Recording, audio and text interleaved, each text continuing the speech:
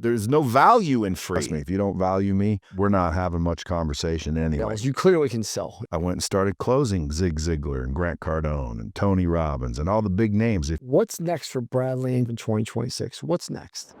You deal with some of the most powerful people on the podcast, but you always seem to just, I don't want to use the word keep it real, but you definitely just keep it the way you see it, right? Can you talk to me about the different guests that come on? Because sometimes you got to be sitting in that chair and be like, did this really just come out of this fucking guy's mouth? Like, is he really saying this? Or are you kind of just so used to it now after, you probably have 600-700 podcasts out there now? 900 podcasts out there. I mean, because that's 900 different personalities. Yeah. Can you talk to me about what it's like to have 9? Because the majority are done here. You're meeting these people. You're all done here. You get to know these people. Some are good people, some are bad people. It just has to be. It's a percentage game. What's it like to interview these people? It is a business now. If it's a $6 to $10 million business, that's more than 90% of the businesses out there. Most businesses only do $1 million to $2 million. So your podcast is doing more than 90% of businesses as you walk down the street. Just remember that, everybody. And everyone told me, why are you going to do a podcast? Everybody has a podcast. Let's talk about the personalities. Well, I try not to judge people. You know what I mean? I'm a pretty easy guy to get along with, I think. And, I just assume the best in people. So when they come on, I talk to them. Yeah, there's been times where I'm like, bro, this dude's full of shit, or this dude's not that bright, or this dude is a little bit of a, he's got an ethics issue. But generally, it's because I'm not real judgmental. Everyone's got their own story. You never know why and how people are the way they are. You're more curious. I heard a line, I don't judge, I'm curious to why. You seem to be more curious. I am curious. And I want to know why people do what they do. And I think I learn from all kinds of people, not just successful ones. So I want to know their story and their reasons and the way they think. And there's only been one that I didn't want to air, which I forgot to tell my team not to drop it. So they dropped it anyway. And as I suspected, I had people bitching and unfollow. If this is the garbage, this going to come. What was that for? I don't remember. It was just this dry number accountant, maybe. I don't know. It was just worst possible, dry, no personality, aggravating to talk to the point where I finally just said, all right, well, as always, keep it real. Boom. That was it. I was just tired of talking. Was yelling at you, calling you a used car salesman. You don't ever deny that you were a car salesman. Yeah. But the guy's yelling at you. I'm like, do you know the guy? Yeah, his name is John, as he would say, Therathani. Well, what was that? Because I was like, wow, this guy's going over the top here. Well, he kept you cool. I was like, he threw you out of my studio. I'd be like, dude, pack your shit and get the fuck out. Well, I could have if I'd have wanted it even to go more viral. But John built a company selling insurance, selling benefits, and he was very corporate-y. And so he looks down upon anyone who's selling a course or anybody who's selling tickets or to a mastermind. Ugh, you're one of those guys. So he always tries to make it sound bad, even though he tries to do it himself. He's just failed. So when he was on my podcast, what people don't see is the pre-show where he was sitting in my office and I was trying to help him because he was, he sells $140 tickets to come to his thing. I'm like, bro, first of all, it shouldn't be $140. It should be at least $1,400. And he was basically like, why? How? I tried it. No one would buy it. I said, that's because you're not valuing yourself. I go, bro, people like you. That's why they're following you. You're the one bringing them to the VIP rooms and letting them, hang out in the high roller suites. And, there's value to just being around you. And he didn't understand that. And so ultimately when we got on the podcast, he had his glasses on and he was trying to say, dude, you're a used car salesman. I've exited my company. I'm rich now, which I don't know what How much do you sell for? he never says, but I guarantee he's not worth more than 10 million bucks. And even if he was, let's say it's 20 million. Big deal, Dick. I don't value people based on how much money they have. That is a testament to talent. To me, like, I think money's a measuring stick of talent. Like, if you got talent and some brains in your head, you're going to have some money. If you don't have any money, but you're really talented and really smart, there's something going on. Because, like, how are You you? don't know how to drive. Something's off. But so he sold a company, which, by the way, if you listen to his story, he kind of basically quit the company he was working for and started his own, more than likely. Yeah. Took a few of those accounts with him, but I didn't bust his balls on that. But he was trying to bust my balls that I was a used car salesman. And it's like, first of all, it was new cars, second of all. But he was trying to insinuate I'm a greasy, slimy salesman. And I'm like, bro, listen, I'm a proud salesman. Like, you're a salesman. He didn't want to admit that, I'm like, a proud salesman. I tell people this all the time. What makes me so proud is I deliver on the pledge that I give you. Like, I'm I know that. what I'm selling, but I'm like the pizza man in the winter storm. I'm showing up. Yeah, well, I'm a salesperson, that's for sure. And like when people say, you know, you want your daughters to marry a doctor or a lawyer, dude, I want my daughter marrying a salesman, a closer. Why? Because now I know she'll be taken care of. First of all, lawyers are salespeople. Lawyers are salespeople. Doctors are salespeople. Doctors sell you. They don't know it though. Yes, they do. Not a lot of them. Oh, they do. Dude, I have them come into my events, and then like I got to convince them that they're sales. The successful ones are. There's salespeople that can't sell, right? Because they're losers, right? Like, they're not good salespeople, right? So there's sales. So you can learn that. But a good doctor knows he has to sell you on taking meds. He has to sell you on surgeries, procedures. That's where they make their money, right? You know, that's why so much medicine's going private now. People are trying to go private because that's where the money is. A good doctor saying, I'll go sell you the EpiPen. I'll go sell you the chin talks, the tummy talks, the butt talks, all these shit that people are into these days. I'll go do all that. I'll go make money. And then the lawyers, every good lawyer I know that works at Father Rothschild, who I use, or Obermeyer, they'll tell you, my buddy Michael Sale, who was one of the biggest PI firms up in Newtown, will tell you he's a salesperson. They got to be good at their craft, but you got to be able to communicate, get along with people. Like, that guy's just a fucking idiot.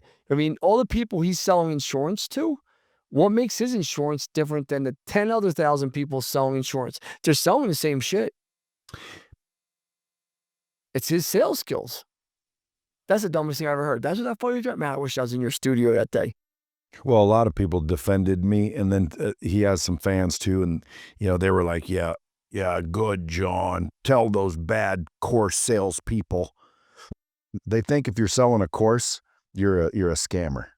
I actually tell all the people that are in the winner's circle. So, and by the way, do a course. Then he comes out with his Sarasani playbook or whatever for blackjack. That's it. That's a course, you dumbass. Yeah, but it's only $9 or whatever. I'm like, dude, just because you have a cheap course doesn't make it not a course. He kept trying to say he's not in the lane we're in. And I'm like, John doesn't value what his knowledge is. He doesn't value himself, which was my point. The value, yeah, because like, and here's something. If he valued himself, he wouldn't try to get you to pay $140 to hang out with him for a day. So what I did for my masterminds, the very first mastermind, I don't know if I ever told you a story, Brad. And like, I was like, I'm gonna do masterminds once a quarter for free. We'll do it at my office. I get a nice office, and I said we'll do it for free.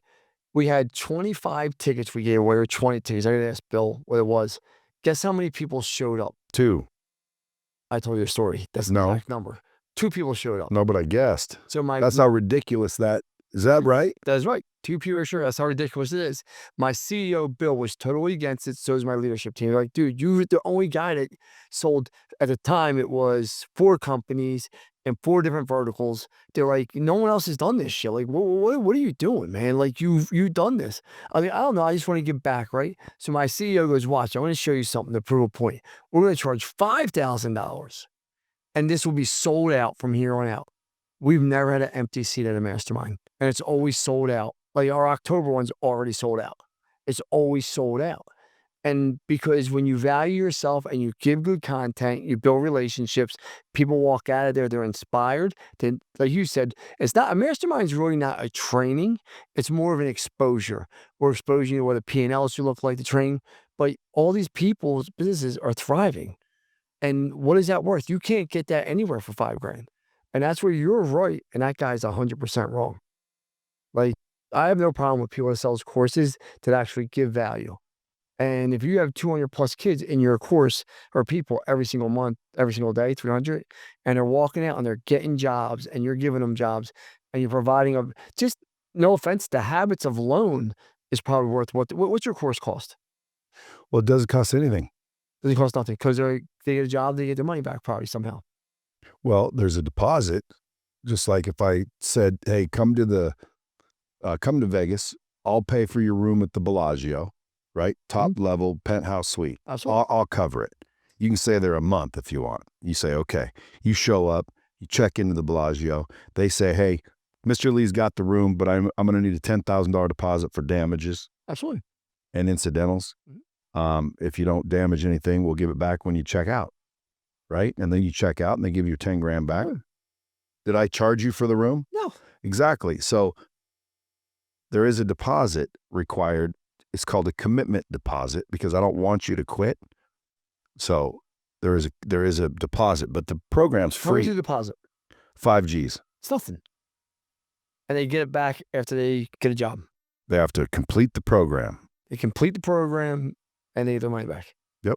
It's a no-brainer. It's a no-brainer. It's a no-brainer. I'd sign my son up for that. But when someone says, how much is it? I say nothing because it isn't. There's no fee. I'm doing it for free, which is why, because on Reddit, you know, everyone's a hater on Reddit. Someone showed me a thing that said, oh, Brad Lee's trying to sell a job. What a scammer. And I'm like, see, what an idiot. That's how you know these haters are stupid. Like, I'm not selling a job. You can't buy a job here, you dumbass. Like, I either hire you for free or I don't hire you. You can't buy a job here, or any of my companies for that matter. But what they were talking about is someone called apparently and they said it's $5,000 deposit. Oh, you're trying to sell me a job. Click. And it's like, no, that's a deposit to commit you to not quit. If you quit, you do lose that money. Well, I mean, It's the glue. it's the glue, but you're also investing your team's time, energy. You're paying all the. More than $5,000. Well, yeah, it's what people don't understand. Like, Dude, I'm all about that. If you won't bet on yourself, why should I? I say it all the time. If you don't believe in yourself, who's going to believe in you? Yeah, if you can't come up with a $5,000 deposit to hold your seat, then you don't value this. And dude, trust me, if you don't value me, we're not having much conversation anyway. Why? I'm the type of guy that strongly believes that if someone's not listening, stop talking. I won't talk if someone's not listening. Well, you already proved it when you tried to do a free mastermind. Oh yeah, it bombed. No one showed up. Why? Because there's no value in free. None. So I came up with the deposit idea to get people committed to stay. Because dude, my training is not quick and it's not surfacey. It's literally the mindset is like 4 solid days of here's what you need to know and do and realize. And then they start to feel better about themselves. They start to forgive themselves. They start to change their identity before I even worry about any skills whatsoever. And then I move into the skills, and a lot of people, you know, they don't have the right skills. So the skills alone are worth the money if I didn't give them their money back. But their money gets returned upon completion. So it's like, there's no fee. Your social media presence is huge. And Getting there. that's big. I mean, you're one of the bigger social media presence out there. And you put a lot of time and energy into it. But you are the content. That's the one thing I like about you. A lot of other people are staging things. But you just are. I actually met you, I think, probably 2 years ago now, almost 3 years ago now. And you said something to me, and I changed my whole entire way I produce content now. Is you said something key to me, which I want to thank you for. You said, I am the you said it in the Brad Lea voice. I am the content. Smooth. I say to my team all the time, I am the content. Can you explain that to people when you just show your real life, how people will follow you? Can you talk about that? Well, I think for social media, the step most people miss is you have to be on it, right? So flood the internet with your face, right? So what does that mean? Well, that means you have to post 3 or 4 or 5 times a day, every single day on 6 different channels minimum. Well, that's a lot of content. People are like, man, that's a lot of content. How do I make all that content? Well, you don't make the content, you be the content, which means like just turn a camera on. If you're really the person you say you are or claim to be, well, then we will see it because that's you all day. So if I claim I'm a business guy, but you never see me in my business, well, then how is that possible? I thought you were a business guy. So really, people don't want to be the content because most people are full of shit. So Like you can't fake full of shit all day long. Hey everyone, thank you for joining us today. I want to give a quick shout out to our sponsors, Service Titan and Rilla, our technology of choice to helping us scale and grow our business and making sure all of our viewers have the technology to scale their business so when they want to sell it, they're able to. So we did a little, Nathan's his name, correct? You're a camera guy? Yeah. Nathan, real nice guy. We were playing a game talking this morning, right? And I'm going to play the same game with you because I believe you that so many people are just so full of shit, it's unbearable, right? Okay. So I got some questions for you. You might want to play a little game here real fast about how full of shit people are? Yes. Okay, so if I said to you, what percentage of Americans, to make $1 million a year, just $1 million, do you believe it's hard or do you think it's easy in America? To do that? Mm-hmm. It's easy. It's easy. Okay, great. Do you believe in stats though, right? Sure. There's 350 million people that live in America. What number do you think make $1 million plus a year? 5%. Which should sound logical, right? So watch this. It's 800,000. It gets even crazier. According to whom? Israel ChatGPT gives you all the sources, right? So it's 800,000 divided by 350 million. That's the percentage. Yeah, 0.00. There's only 800,000 people that make $1 million. Yeah, but taxed IRS W-2s, right? Now watch this though. Well, no, you didn't say W-2. No, well, meaning your tax returns, not W-2, tax returns. So it's same things as. You mean legit? Legit. Yeah. Okay. Well, there's also drug dealers and people that aren't claiming all that. Well, we're not hanging out with them, Brad. I'm just saying though. Nah. There's people making $1 million. We're starting the question illegally. Yeah, no doubt. But we're talking about ethical, good business people. I want to remind people how hard. It's real easy just because people can't figure it out, though.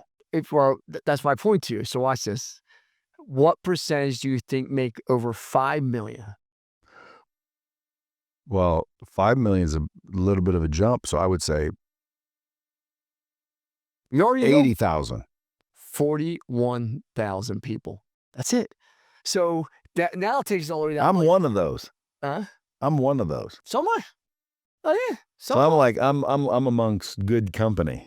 This is so if you make more than 5 million, because it's 41,000, that's why I can't help but laugh. Because I try to explain to people, like so many people are full of shit that they're watching content on.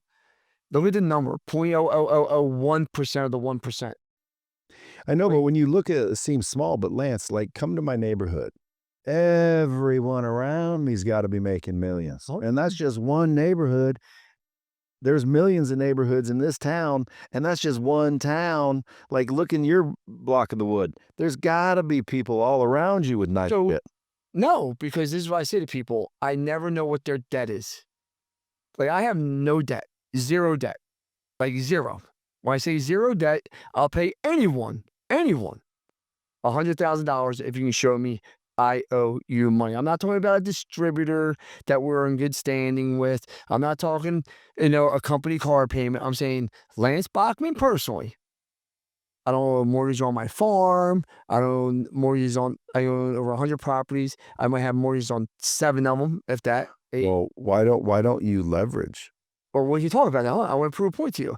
The majority of people have such a high debt level that they're literally a month or 2 away from going broke. They're living in these houses. They have big mortgages. They have tons of lines of credit that they're spending on, right? And their companies are also. And I always say to people, make sure you watch who you're following on social media.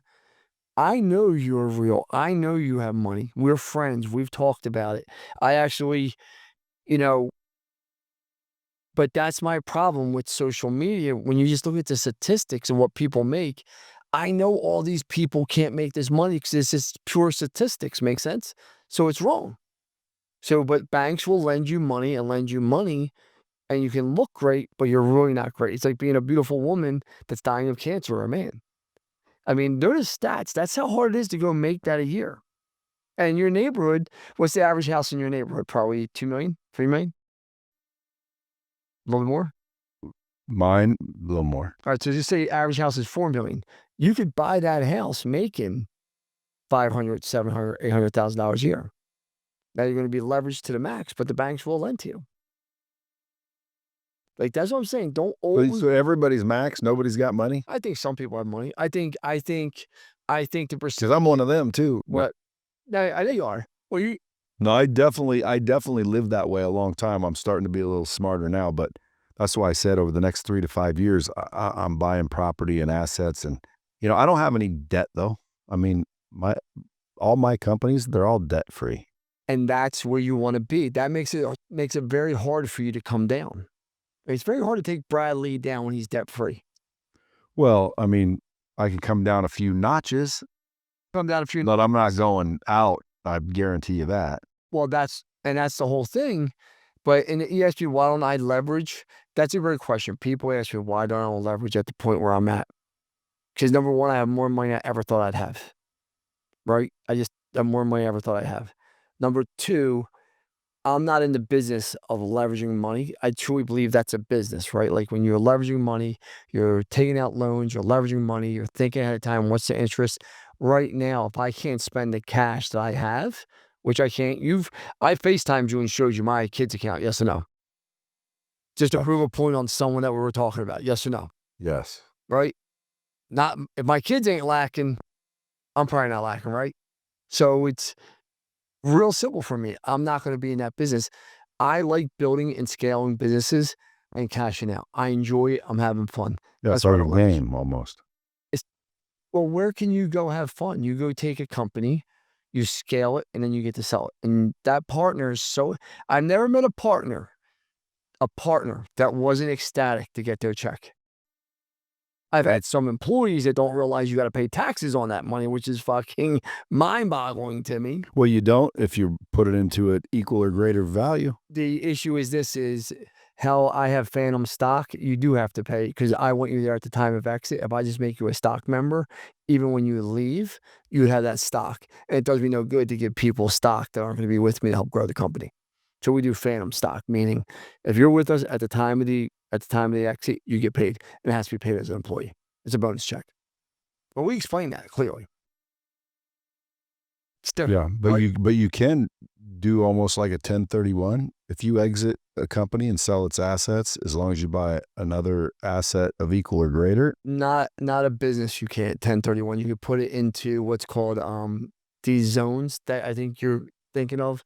Yeah, it's not a 1031. It's like one. Yeah, it's like one. Like the zones. Yes, the government actually backs them. Yes, you are correct. But the issue with that is what people don't realize is you put your money there. When your money goes here and you go to sell it, you're paying your taxes then.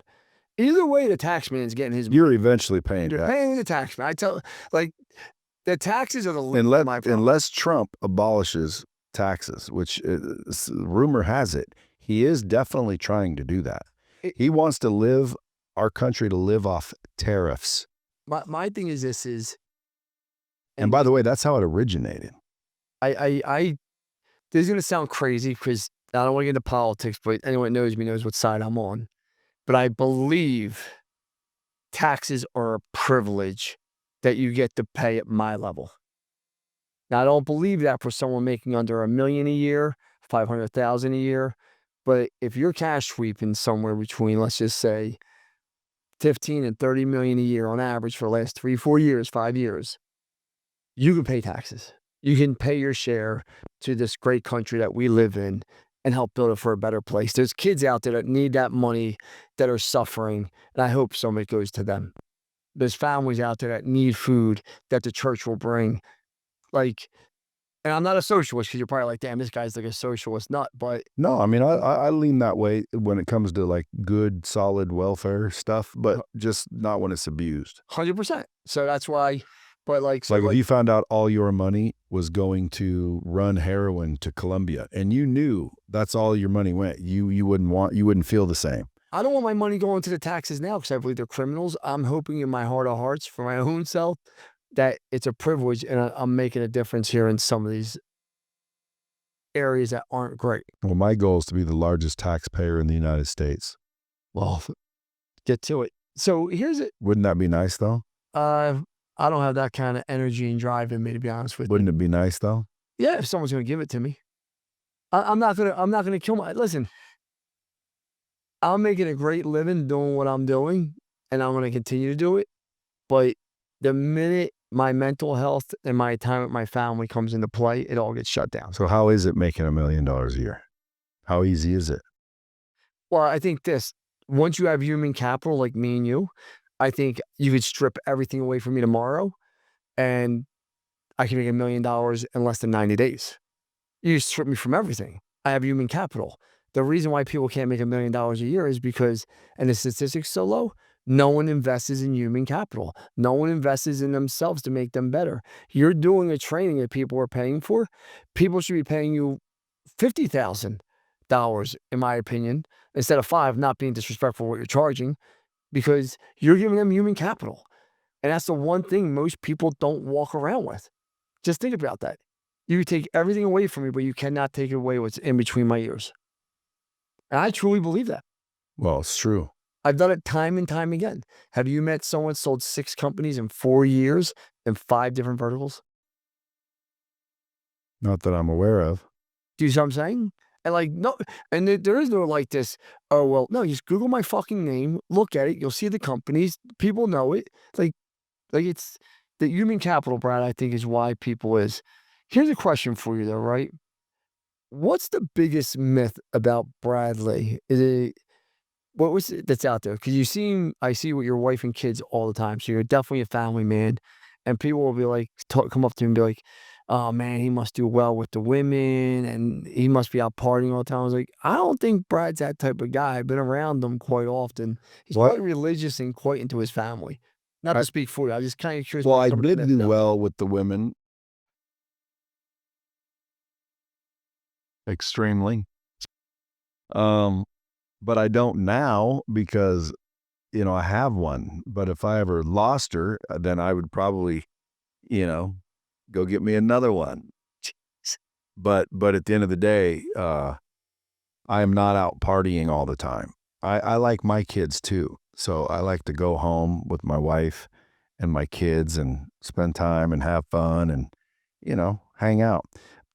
The partying days for me are over. Like I party differently now, but I used to be a little bit of a partier. I did well with the women, but not anymore. Like, dude, I've finally grown up. What's next for Brad Lea business-wise?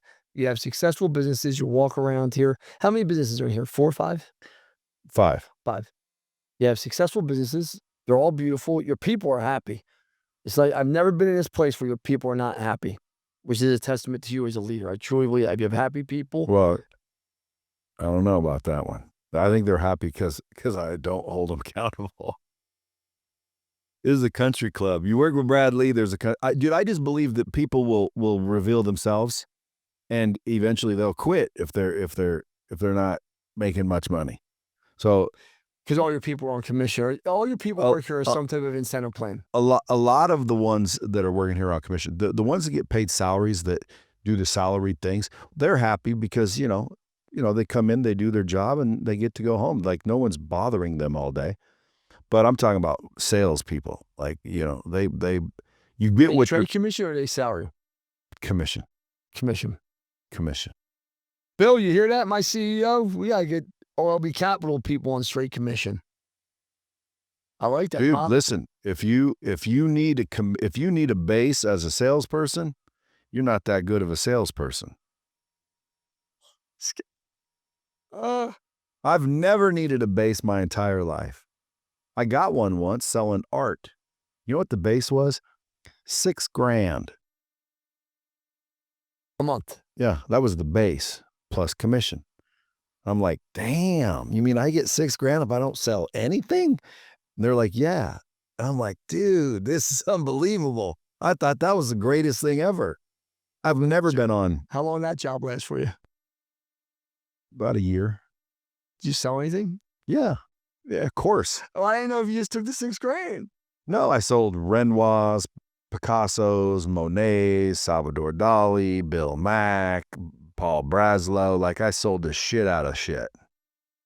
If somebody came to you, because the podcast is Exit Rich, right? And I like your perspective because you have all different podcast guests, you have different businesses. And somebody said, Brad, build me a playbook to build a business and I want to sell it in 5 years. What would be 3 things you said have to be in this playbook? Well, I would say number 1, you have to have a vision. Number 2, you have to have a team, and they have to be aligned with that vision. Number 3, you have to have a training system so everyone understands the vision and the playbook and the team and the whole 9 yards. And then you need to make sure that you figure out lead generation. And then you need to figure out your sales process, so conversion. And then you need to figure out your KPIs, because if you don't measure it, you don't manage it. And then you need a feedback loop built in for employees and customers. And then you need to leverage that data. So to me, I call it the real growth plan, REAL. R, refine your vision and team. Establish your systems and procedures. Attract and convert opportunities. Leverage data. Last question for you. What's next for Brad Lea in 2025 and 2026? What's next? I have a goal to get 2 of the businesses up to a $1 million a month net, and like net Hip National. You have Hip National Bank? You know what that is? No. Hip National. What the hell is Hip National Bank? Right here. What? On every Right here, don't bro. know anymore. Your Not pocket. Your hip. Hip National Bank. Oh, Hip National Bank. Okay. So you were trying to get 2 of your businesses up to make a net income. A net $1 million a month. For a profit. That's what net is to me. I don't know what it is to you. Yeah, I'm going to make sure. Net means it went here. Net. Yeah, people are, I'm doing 50 million. Yeah, how much you keeping? Oh, I'm losing 20 grand. Okay, Dick, who cares you're doing 50 million if you're losing 20 grand? Without a doubt. So I want 1 million per month minimum in 2026 from 2 different organizations. And it's fairly easy to do. I'm not far from that now, but it's not net. And I want 1 million per month net from 2 different companies. It gives you 24 million net a year. That gives you 4 years. You're worth $100 million if you don't touch that money at all. If you let it just sit. Oh, I'll touch it. Oh, you'll touch it. This guy's the best. He's the best. What are you going to buy with it? Well, I already have everything, so I won't buy anything other than assets. Do you have a lot of homes now? No. That's the one thing I did. I invested a lot of money into real estate. I'll be up in real estate like it's a dirty thing. It will be the best thing you do for one reason, and I try to explain this to people. If all things fell tomorrow and fell down, my family's life would not change one iota just on the cash flow of what I make off my rental incomes. Yeah. Like literally, granted, some things would have to be tampered back. I'm not doing a $100,000 2-week vacation, right? But legit schools, we would have to. Yeah, they'll be fine. We'll be fine. Yeah, and that's what I want to make sure. Again, I've lived, I've wasted, I've spent, Now it's time to invest. You know, I haven't really invested as much as I should have. You know, I have, $500 t-shirts. I look like a freaking $1 billion. Now I need to be $1 billion. Listen, I love your honesty. I appreciate you. I appreciate our friendship. Thank you so much. What's the biggest thing you're looking for at the roofing conference? You're coming to speak. You spoke there last year. You know, what'd you think? First of all, what'd you think of the conference? I like the blue collar space because my family's blue collar. So it reminds me of, my family. And there's a lot of good, solid people in that space. I thought it was great. I like being there. And Marco Island's cool. Well, I appreciate you. Look forward to coming. If people want to sign up for your training, It's not they sign up for my training. They sign up to get a job with me. If they want to work with me, if somebody wants to work for you, apply to work with me. And if you aren't qualified enough to get the job right away, well, then I'll train you. But I don't sell the training and I don't advertise for the training. If I want to come work with Brad Lea, how do I get a hold of Brad Lea? Are you going to give him your cell phone? No. You go to bradlea.com. Huh? What? Yeah, you just go to bradlea.com. Go to bradlea.com. It says work with Brad and click it and fill out an app. And what's your social handles? How do I find you on Instagram and Facebook? That's the real Brad Lea. The real real Brad Lea. Yeah, I mean, you can just, when people say, how do I get a hold of you? I say, Google me. Like, if you Google Brad Lea, you will not be able to find me. They got my damn home address on that shit. Don't come to my house, though. Brad, thank you, brother. I appreciate it. Thank you. You're welcome.